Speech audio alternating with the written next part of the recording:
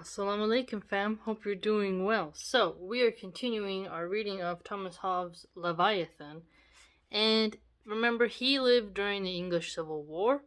He really felt that humans had to have a sovereign to govern them. He had the opposite view of John Locke, okay? And he's been a very influential figure. He's pretty well known, and I think by you studying him, you will get to think about your own positions on a lot of things he says, especially concerning human behavior. So we were now on this topic of worthiness. Okay. Worthiness is a thing different from the worth. Okay, so that already is a little bit of a paradox there. Or value of a man. So worthiness is different from worth or value of a man, and also from his merit or desert, and consisteth in a particular power or ability for that whereof he is said to be worthy. Okay, so notice how he said it actually consists in what you're worthy of and your ability, not necessarily of your value or worth. But what's weird about that is through your merit, though, that is how you begin to see the worthiness of it, because the proof is in the pudding. So it's quite an interesting stance. Which particular ability is usually named fitness or aptitude. Okay, so he has fitness and aptitude, and that is the particular ability that is said to be worthy, which highlights the particular power and ability that you have, right? So, very interesting contrasting view he has. For he is worthiest to be a commander, to be a judge, or to have any other charge that is best fitted, with the qualities required to the well discharging of it. So, worthiness of a commander, okay? That's what he's going to be charged with, and he's fitted for the job, which we pretty much understand that definition. He has the qualities that are necessary to do the duty he has to do, which is command and win. And worthiness of riches. That's interesting. He's bringing in the aspect of, is he worthy for those riches? That's interesting.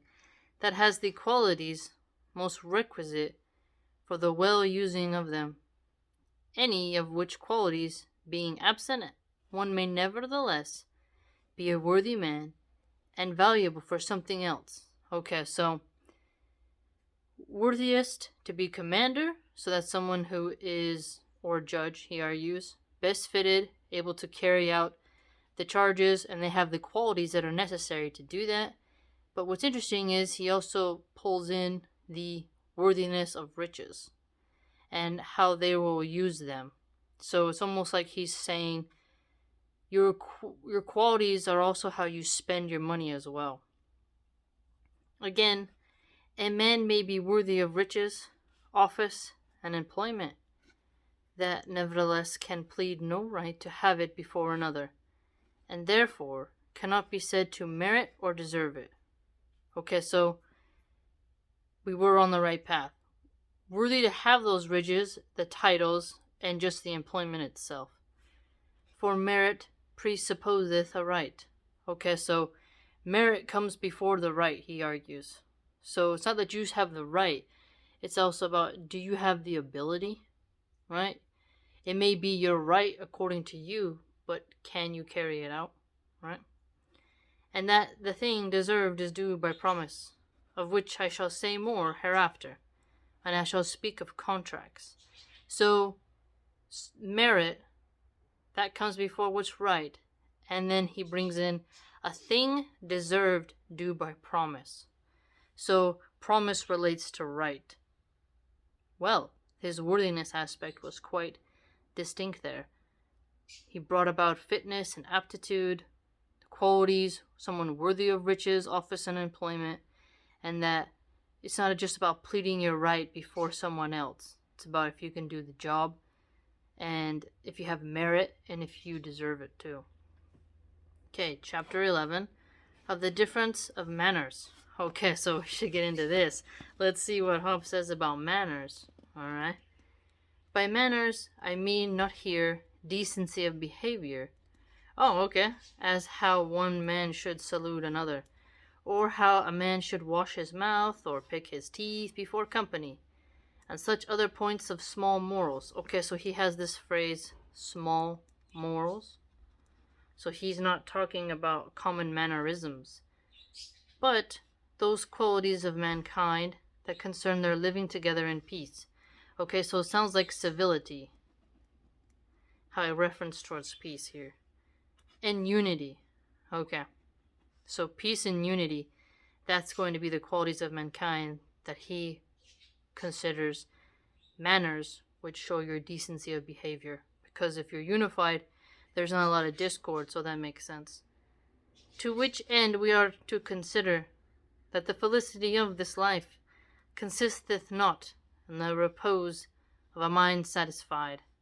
Okay, so that felicity of this life, so happiness, does not consist in the relaxation of a mind. Did you get that? So look at that. Happening in this world is not just about relaxation and satisfaction of your mind. Look at that. Hobbes is digging it in. For there is no such finis ultimis, ultimate aim, nor summum bonum, greatest good. Look at that. He's dropping the Latin for us. So there is no ultimate aim, and there's not a summit of the greatest good. Sounds like he's kind of arguing how we can't get to that plateau, and that your mind should never be in repose and satisfied. You should be always going forward. You should always be bringing your merit up and up and up and up. As is spoken of the books of the old moral philosophers. Nor can any man any more live, whose desires are at end. Okay, so this is a very cool point. A person cannot live anymore if their desires are at an end. So that's actually really thought-provoking there.